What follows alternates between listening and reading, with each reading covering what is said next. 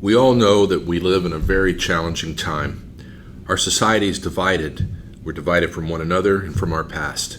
For parents and students, this makes the choice of which school or what kind of education all the more important. Students today need an education that in its curriculum and pedagogy unites them with Christ, forges their purpose as his followers, and leads them into the wider world as young men and women who understand that world and for which they're responsible.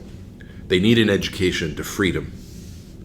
John Paul II once challenged us with these words: "Every generation of Americans needs to know that freedom consists not in doing what we like, but in having the right to do what we ought." That's where classical liberal education comes in. It is classical, especially in its deep connection to our tradition, to the historical roots and wellsprings of our culture.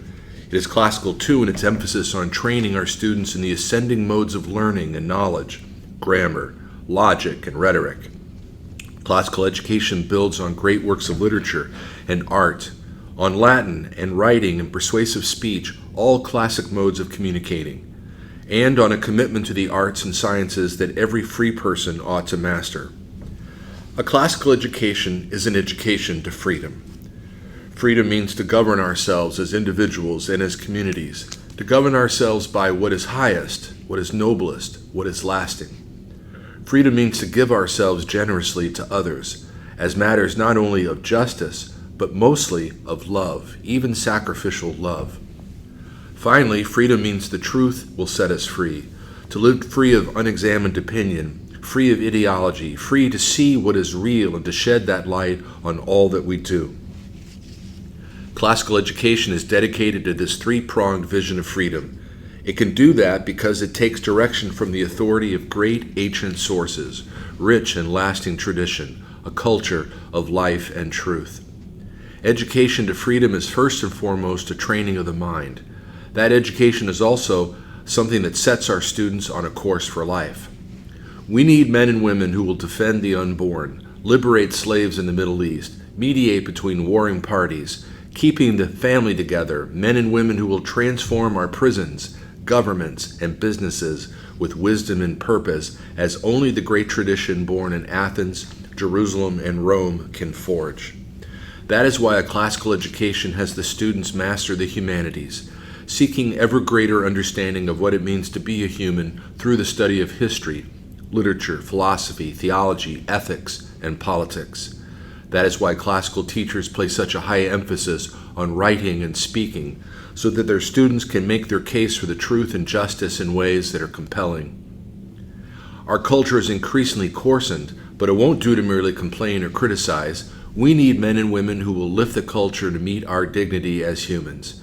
We need them to create beautiful things, artworks, dramas, films, stories, and music that reflect the image of God in us. We need art that is driven by sympathy for the human condition, the same condition that the Savior met 2,000 years ago and asks us to meet today. That is why a classical education has our students mastering the fine arts. Finally, the world continues to be burdened by sickness and want. Parkinson's, cancer, and other terrible diseases still need cures. There are still millions of people who lack architecture that withstands earthquakes, who want for clean drinking water, and who have little or no access to regular medical care and basic surgeries. We need men and women who will master the sciences in order to extend corporal mercy to those who suffer from those kinds of poverty. That is why a classical education trains students in the sciences to understand the math and physics requisite to a good building, the biology and chemistry needed for a cure. That is why the broad liberal education that surrounds the sciences is necessary too, in order to direct the sciences to the good of humankind, to the purposes renewing the entire order of things for God's glory and for the good of all those for whom he gave his life. To be free is to live by the truth, to govern by what is highest and noblest, and to give of ourselves generously. This is the core of the great classical liberal tradition. This is the heart and purpose of an education to freedom.